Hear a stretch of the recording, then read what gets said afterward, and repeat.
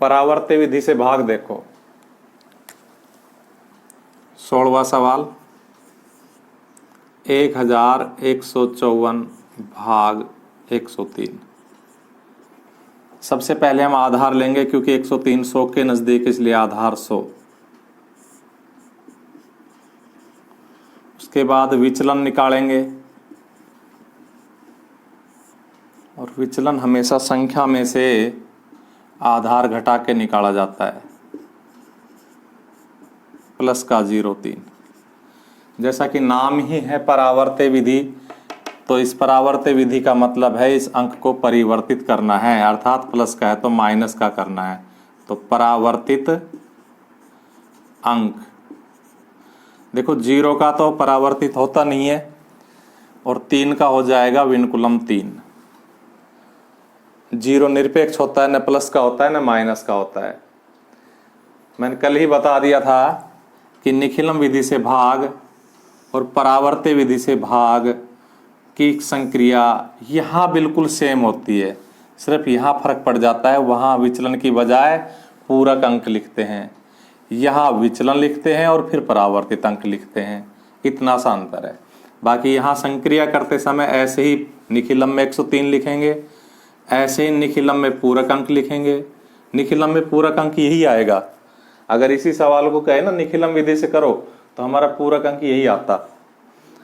और आधार में 2 शून्य है, इसलिए 2 अंक बाहर निकल जाएंगे और 2 अंक अंदर रह जाएंगे। इसके भाज्य के इसको भाज्य बोलते हैं। इसके 2 अंक बाहर और 2 अंक अंदर।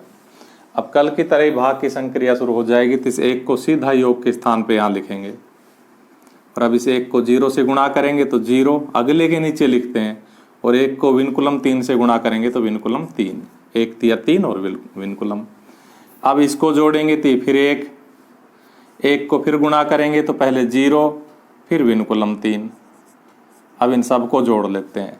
जब अंदर वाले जोड़ पूरे हो जाते हैं, हमारे सारे कॉलम के जोड़ हो जाते हैं, तो यहाँ शेष फल आता है, इसका इकट्ठा जोड़ किया जाता है। 4 में से 3 घटेगा क्योंकि विनकुलम का है 1।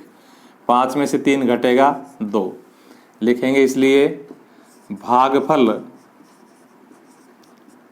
11 और शेष फल 21 तथा शेष फल बराबर 21। हमने 17वां सवाल बीच में आप लोगों के लिए छोड़ दिया है। इसके परावर्त्य के भाग उदाहरण के, और एक 17वां सवाल आपको स्वयं करना है। अब हम बढ़ते हैं 18वीं की ओर। तो 18वां सवाल हमारा है 1432 भाग 88। क्योंकि 88 भी 100 के नज़दीक है, इसलिए आधार 100। विचलन 88 में से 100 घटेगा तो माइनस का 12। जब माइनस के 12 को परावर्तित करेंगे तो प्लस का 12 हो जाएगा। अगर इसी सवाल को हम निखिलम से करते तो हम पूरक अंक सीधा प्लस का 12 निकाल देते, इसलिए मैं बार बार बता रहा हूँ यहाँ कोई फर्क नहीं पड़ता। इस जगह यहाँ निखिलम से भी वही कैलकुलेशन, परावर्त्य से वही। इसके ऊपर फर्क पड़ता है विधि का। निखिलम विधि है तो वहाँ पूरक अंक निकलता है, परावर्त्य विधि है तो वहाँ विचलन निकाल के परावर्तित अंक करते हैं। भाजक हमारा 88, परावर्तित अंक हमारा प्लस का 1 2। क्योंकि आधार में 2 0 है, इसलिए 2 अंक बाहर और 2 अंक अंदर।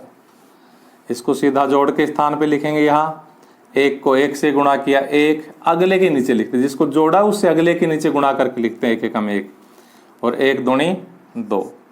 अब इसको जोड़ना है 5 से फिर गुणा करेंगे तो 5 एकम 5 और 5 दूनी 10। देखो 5 दूनी 10 को हमें बाहर नहीं निकालना है, इस 2 के नीचे 10 लिखा जाएगा, ये अपने आप में 1 अंक माना जाएगा। वैदिक गणित में कुछ इस तरह का सिस्टम होता है। तो इस प्रकार से ये 10 अपने आप में 1 अंक माना जाएगा। यानी कि अब हम जोड़ेंगे तो 10 और 2 12, 12 के 1 हासिल, वो यहाँ के जुड़ेगी, 4 और 2 6 और 5 11। अब हमने ध्यान दिया कि भाजक तो 88 है, शेषफल 12 आ गया। भाजक से ज़्यादा शेषफल हो नहीं सकता, इसलिए हम क्या करेंगे, इसमें संशोधन करेंगे। संशोधन करेंगे तो इसमें 1 और जोड़ देंगे, यहाँ से 88 घटा देंगे अर्थात जो भाग हमारा 15 बार गया था वो 15 बार नहीं जा करके 16 बार जाएगा और एक बार भाग 88 एक बार और घट जाएगा। तो 12 में से 8 गए तो 4, यहाँ 10 रह गए, 10 में से 8 गए तो 2 और ये 16 लिखेंगे। इसलिए भागफल बराबर 16 और शेषफल बराबर 24। इस प्रकार से आपने देखा कि परावर्त्य विधि और निखिलम विधि में ज़्यादा अंतर नहीं है। हमने एक सवाल और ले रखा है 19वां, और ये 2020 में आया भी था। जो हमारा 19वां क्वेश्चन है ये सन 2020 में, यानी कि अभी जो 30 जून को एग्ज़ाम हुआ था उसमें आया भी था, इसलिए मैं इसको करवा रहा हूँ। 2020 में एग्ज़ाम में आया, 2 अंकों का सवाल आया था। क्या है हमारा सवाल? 14,885 भाग 123। तो विचलन कितना हो जाएगा? 123 में से 100 घट जाएगा तो प्लस का 23। फिर परावर्तित अंक उल्टा हो जाएगा, प्लस के तो माइनस के हो जाएंगे, अर्थात इन पे विनुकुलम लग जाएगा। अब हम भाग का खाना खींचेंगे। उसके बाद में यहाँ पर भाजक लिखेंगे, यहाँ पर परावर्तित अंक लिखेंगे। हम चाहे तो ऐसे यहाँ लिख सकते हैं परावर्तित अंक, हम चाहे तो यहाँ लिख सकते हैं विचलन। वैसे हमने वहाँ लिख ही दिया है, बाकी यहाँ भी चाहे तो लिख सकते हैं। क्योंकि आधार में 2 जीरो, इसलिए 2 अंक बाहर निकल गए, 1, 4 और 8 अंदर रह गया। अब शुरू कर देंगे। तो 1 सीधा योग के स्थान पे, 1 को विनुकुलम 2 से गुणा करेंगे तो विनुकुलम 2, 1 को विनुकुलम 3 से गुणा करेंगे तो विनुकुलम 3। अब इनको जोड़ेंगे तो 4 में से 2 घटेगा क्योंकि विनुकुलम का है 2, 2 से फिर गुणा करेंगे तो विनुकुलम 4, 2 दूनी 4 और विनुकुलम 2 तिया 6 और विनुकुलम। अब इनको जोड़ेंगे, 8 में से 3 भी गया और 4 भी गया तो 1, 1 को फिर गुणा करेंगे 2 से तो विनुकुलम 2, 3 से करेंगे तो विनुकुलम 3। जब हम इन सब का योग कर चुके होते हैं तो ये शेषफल इकट्ठा योग होता है।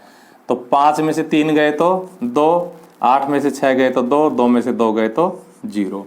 इस प्रकार से भागफल 121 और शेषफल 0,2।